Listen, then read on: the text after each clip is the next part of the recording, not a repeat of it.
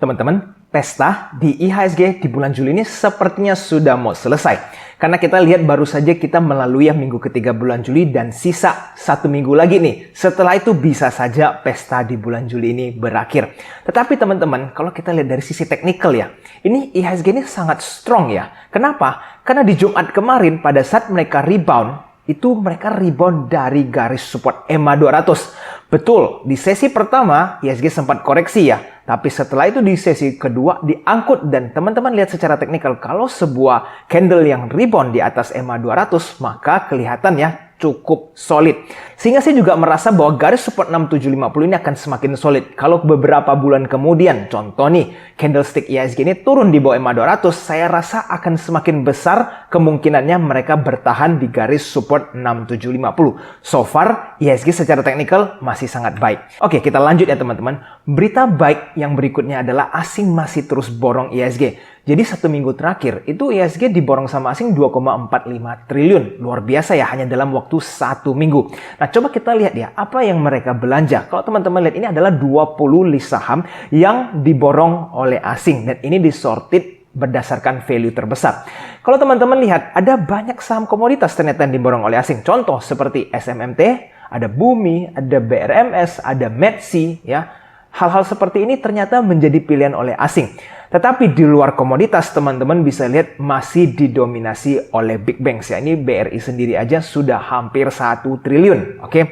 Nah, jadi teman-teman dari list saham ini layak untuk teman-teman gali lebih dalam lagi ya. Kenapa asing terus memborong saham-saham ini? Kalau saya pribadi, komoditas tetap menarik untuk teman-teman pelajari lebih lanjut. Oke, selanjutnya teman-teman saya mencoba ya untuk bikin sebuah proyeksi IHSG kira-kira sampai akhir tahun itu seperti apa sih pergerakan roadmap-nya. Ini hanya berdasarkan pengamatan sementara ini ya. Jadi nanti nih di beberapa bulan ke depan, mungkin Agustus sampai September, mereka akan coba menembus resistance tetapi gagal. Setelah itu kalau koreksi, nah mereka akan kembali ke 6750 dan mungkin beberapa saat tembus di bawah. Tetapi setelah itu sampai akhir tahun, menurut pandangan saya bahwa IHSG mampu tembus bahkan mencapai di atas 7000. Ini kalau tidak ada hal-hal buruk yang terjadi di IHSG ya. Hopefully bergeraknya seperti ini. Supaya teman-teman semua juga bisa mendapatkan cuan yang lebih banyak lagi. Nah teman-teman, untuk di bulan Juli ini, kita perlu tahu bahwa di tanggal 25 sampai 26 akan ada lagi Federal Open Market Committee ya, FOMC meeting. Nah, di mana mereka akan membahas tentang suku bunga, apakah akan stay atau mereka akan menaikin suku bunga lagi. Nah, tetapi menurut pandangan saya, kali ini FOMC meeting tidak akan menaikin suku bunga. Kenapa? Kalau teman-teman lihat inflasi di US itu sudah di 3% ya. Target mereka kan di 2%. Sehingga tidak ada nih alasan untuk mereka terburu-buru menaikin suku bunga. Karena kalau mereka stay saja, itu inflasi sudah secara konsisten turun, ya kan? Jadi untuk kali ini saya rasa akan stay, jadi tidak ada pressure di dalam market. Selanjutnya teman-teman, ada saham IPO yang menurut saya sangat menarik untuk teman-teman perhatikan.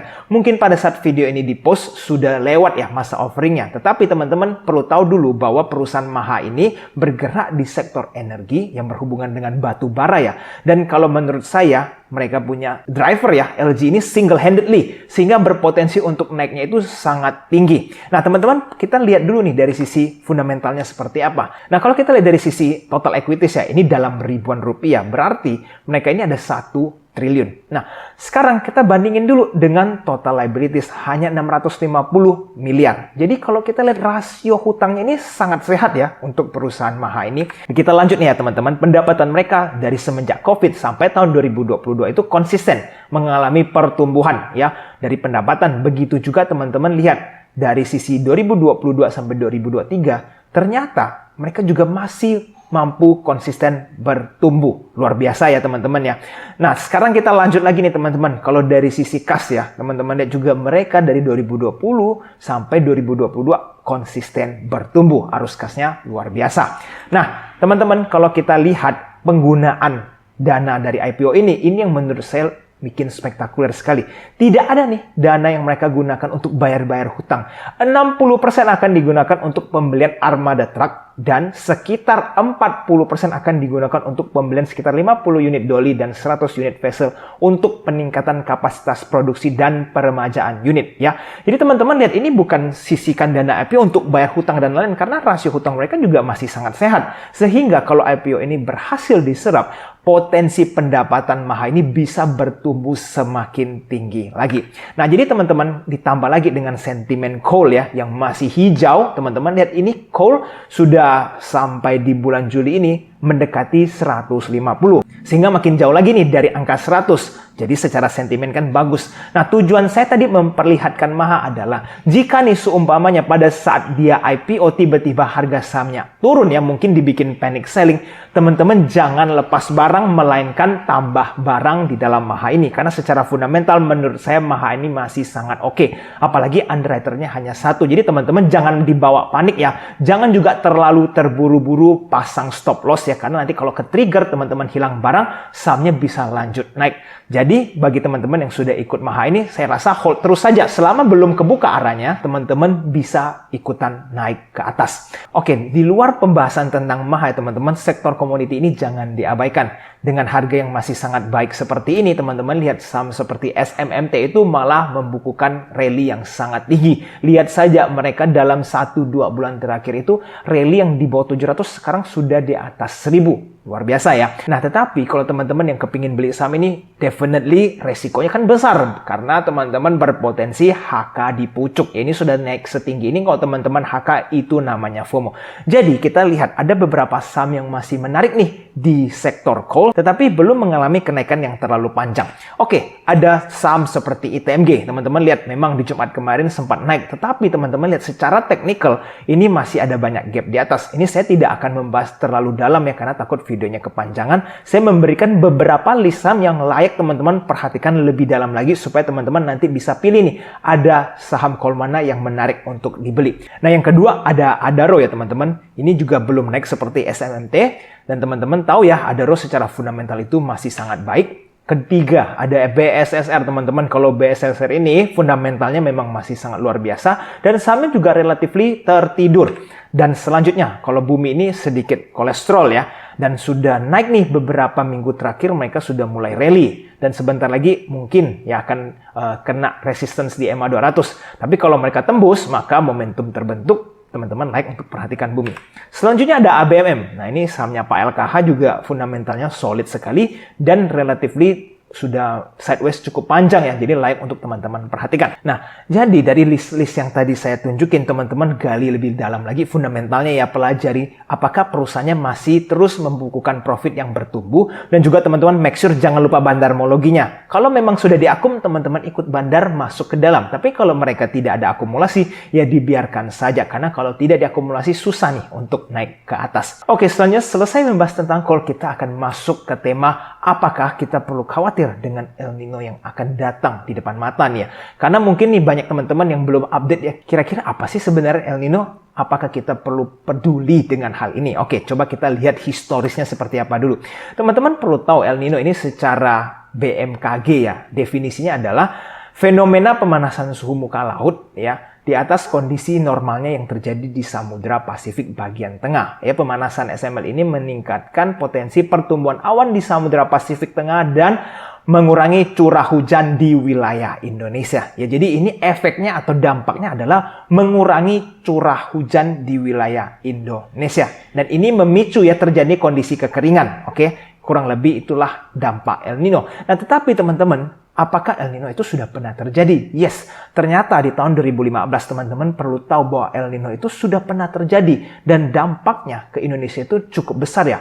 43 million people in Indonesia itu affected by haze. Nah, ini waktu itu teman-teman masih ingat ya, tahun 2015 itu sempat kabut parah sekali. Nah, salah satu penyebabnya itu kan kebakaran hutan. Dan kenapa bisa sampai kebakaran hutan? Karena adanya El Nino. Ya, jadi teman-teman, El Nino itu sempat bikin Indonesia masuk headlines ya. NASA kabut asap Indonesia terparah dalam sejarah. Ini tahun 2015 artikelnya. Kebakaran hutan di Indonesia tahun ini diyakini akan mencatat rekor sebagai yang terparah dalam sejarah. Wah, itu parah sekali ya kebakaran hutan sebesar itu. Makanya waktu itu tahun 2015 teman-teman mungkin juga ngerasain, apalagi kalau yang ada di Kalimantan. Itu asapnya itu benar-benar parah sekali dan toksik sekali. Oke, jadi El Nino itu tidak hanya dampaknya terhadap Indonesia ya. Ada beberapa part regions lainnya yang terkena dampak El Nino ini seperti Afrika. Ya, bikin panen mereka juga bermasalah. Lalu ada Asia lainnya, ya selain Di Indonesia, Papua Nugini juga kena. Lalu teman-teman, ada Latin Amerika. Itu juga kena tuh dampaknya sampai beberapa orang yang kena flood dan cyclone juga cukup parah ya. Jadi ternyata El Nino ini bukan cuma berurusan dengan Indonesia. Jadi dengan mengetahui hal ini, apa nih persiapan kita terhadap market ya? Kita perlu trace back kembali di tahun 2015 apa sih yang terjadi di IHSG. Teman-teman lihat, ini adalah grafik IHSG pada saat tahun 2015 ya. Terlihat memang di IHSG itu terjadi koreksi yang lumayan di tahun 2015. Nah, tetapi pertanyaannya adalah apakah ini disebabkan oleh El Nino yang bikin IHSG terpuruk seperti ini di tahun 2015. Coba kita lihat beberapa indeks lainnya ya. Teman-teman bisa coba perhatikan Nasdaq nih. Nasdaq ternyata di tahun 2015 itu tidak ada problem. Ya ini dari awal tahun sampai akhir tahun overall masih bertumbuh. Berarti tidak ada masalah kan? Kita lanjut nih, Kospi di Korea. Nah, kalau Korea ini juga fluktuatif sekali ya. Sempat rally tinggi lalu dibanting tapi overall masih bertumbuh ke atas. Jadi kalau saya lihat ini hanya volatilitas pasar pada umumnya, tidak terlalu berdampak terhadap El Nino ke pasar modal. Nah, yang teman-teman perlu perhatikan adalah mungkin ada beberapa sektor yang memang terdampak langsung ya oleh El Nino ini karena akan semakin kering dan hujan itu akan semakin jarang. Jadi sektor yang teman-teman perlu perhatikan yang beresiko nih terhadap El Nino adalah yang mungkin berhubungan dengan panen ya, pertanian dan lain-lain itu bisa nih kena nanti dampaknya, misalkan gagal panen dan lain-lain. Lalu yang berhubungan dengan hutan dan juga kayu karena beresiko adanya kebakaran hutan. Dan yang terakhir definitely sawit. Kalau misalkan kering dan lain-lain ini dampaknya terhadap CPO, production bermasalah. Wajar saja nanti teman-teman bisa lihat kalau harga CPO terus mengalami peningkatan. Tetapi itu dikarenakan adanya permasalahan production. Oke, jadi hal-hal seperti ini yang teman-teman perlu pertimbangkan. Tetapi secara overall El Nino ini tidak akan bikin secara global itu panik sampai semuanya akan berguguran. Buktinya Nasdaq nggak ada masalah toh dengan adanya El Nino. Oke, jadi harapannya teman-teman Indonesia ini kita nggak perlu panik, tetapi kita perlu waspada supaya tidak lagi kebakaran hutan terlalu lama lalu bikin sejarah baru ya kebakaran hutan sampai asapnya nggak kebendung lagi. Semoga dengan kejadian tahun 2015 kita sudah lebih siap nih kalau ada kebakaran segera bisa diselesaikan. Oke, sekarang kita masuk ke honorable mention ya teman-teman. Untuk di episode hari ini, honorable mention kita adalah GGRM ya, gudang garam teman-teman. Jadi di Jumat kemarin gudang garam ada naik nih sedikit 2%-an. Dan harga sekarang pada saat video ini dibuat 29.000. Sekarang kalau kita lihat dari sisi fundamental, gudang garam ini seperti apa? Balance sheet teman-teman lihat. Everything is well ya. Ada penurunan nih dari long term dari 2,4 triliun menjadi 1,4 triliun. Luar biasa ya. Dari sisi capital ya sedikit turun tetapi tidak signifikan. Bagaimana dengan dari income statement mereka? Teman-teman lihat net profit mereka ini solid dari 1,1 menjadi 2. Sepertinya orang-orang yang dari COVID sudah mulai kembali ngerokok ya sehingga omset mereka bertumbuh. Dan teman-teman lihat operating profit juga bertumbuh secara signifikan. Harapannya ini terus bertumbuh sehingga nanti laporan keuangan gudang garam akan kembali membaik. Kalau kita lihat dari sisi rasio ya, teman-teman lihat PBV mereka itu masih di bawah 1. Ingat ya rokok ini yang biasanya mahal sekarang PBV-nya di bawah 1 dan PER-nya di bawah 30. Reasonably bagus dan debt equity mereka itu di bawah 0,5. Jadi hutangnya gudang garam itu sangat minim sehingga untuk gudang garam tiba-tiba collapse itu kecil sekali kemungkinan karena hutang mereka sangat kecil. Dan bagaimana dari sisi teknikal? Teman-teman lihat teknikalnya gudang garam ini masih strong uptrend ya. Mereka ini setelah tembus dari EMA 200 mereka terus bergerak ke atas dan sekarang ngetes resistance mereka. Kalau di 29.000 ini tembus, maka teman-teman sangat like untuk memperhatikan saham yang satu ini. Tinggal lihat konfirmasi ada volume dan tembus ke atas, maka gudang garam akan memasuki a very strong uptrend. Oke, bagaimana nih dari sisi bandarmologinya yang paling penting untuk kita analisa? Sekarang kalau kita lihat dari 1 minggu terakhir teman-teman lihat broker summary ini bagus sekali ya gudang garam. Coba lihat udah ada akum. Lalu yang beli ini rata-rata big player semua, PD, BK, AK, KZ, dan ZP. Nah yang lebih menariknya lagi nih teman-teman, yang jualan ini retail, ada XC, ada AZ, ya ada MG juga, dan ada YP. Ini semua pada jualan barang, artinya bandar sudah banyak pegang barang-barang retail. Kemungkinan untuk naik akan semakin besar. Tapi ingat ya teman-teman, ini bukan artinya teman-teman langsung FOMO dan HK. Saya selalu ingatin, analisa lebih lanjut lagi sebelum belanja saham apapun yang ada di honorable mention. Oke, sekarang teman-teman secara sentimen juga kita semakin dekat dengan pemilu ya.